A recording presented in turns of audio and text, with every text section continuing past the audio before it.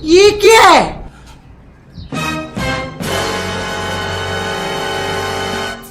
वाह प्रणाम। प्रणाम प्रणाम। बाबा और गाय बेचे के बिया हाँ गाय तो बेचे की बिया, यहाँ गाय तो बिकाई। केने बिया गई है? चलिए दिखावे का। चली ना देखल जाई तब न कोनो बात हाँ हुई। हाँ रोम रोम भाइयों, भैया। सिस्टम पार देंगे। भैया गई है हियो। हाँ हाँ यही गैया नहीं हो। अच्छा अच्छा, गाय तो बहुत तगड़ा बिया जी। गाय बहुत तगड़ा बोल भैया। का मांग बा एकर? मांग बा 30,000 रुपया।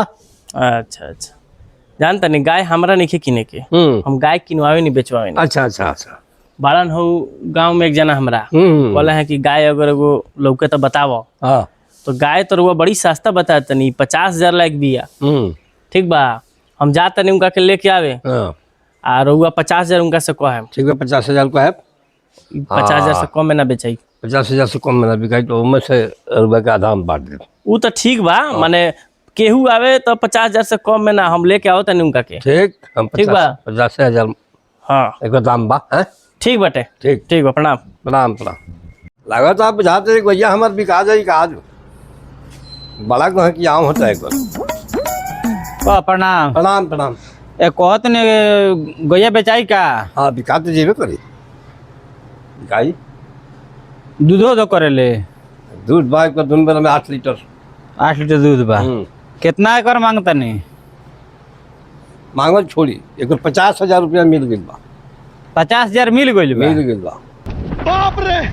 अब 2 दिन के टाइम दिले बड़े 50,000 रुपया बा आला कि हम कुछ कही कहीं का कहे। तेरा और गाय देखी 30 से 32,000 रुपया अगर कहम तो 30-32,000 रुपया दे सकतनी, एकरा ऊपर हम ना दे सकतनी।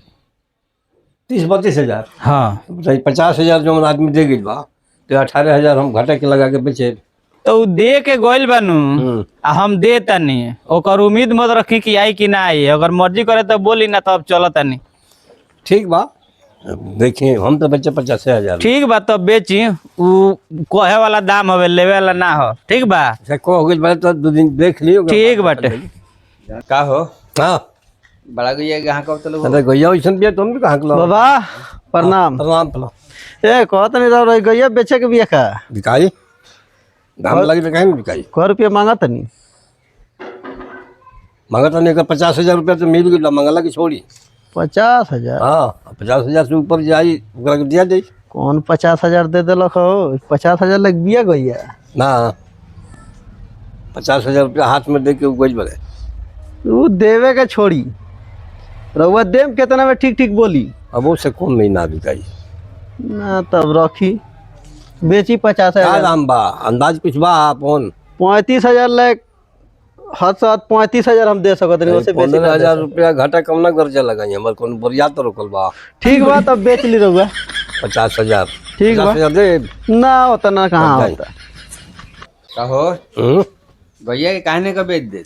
अरे गैया के कहाँ के रुपया जी तब बेच दी कि। प्रणाम बाबा। प्रणाम प्रणाम। चिन्ह तनी कि ना उनके लड़का है? अच्छा अच्छा।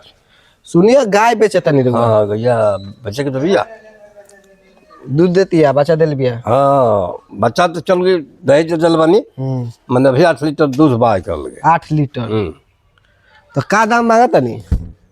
मांगो छोड़े बाबू एगो हिते आदमी 50,000 रुपया दे के गज बड़े 50,000 में गैया दे दिएगा बुलावे गज बड़े ग्राहक के। ग्राहक के 50,000 के 50,000 तब बिका जाई।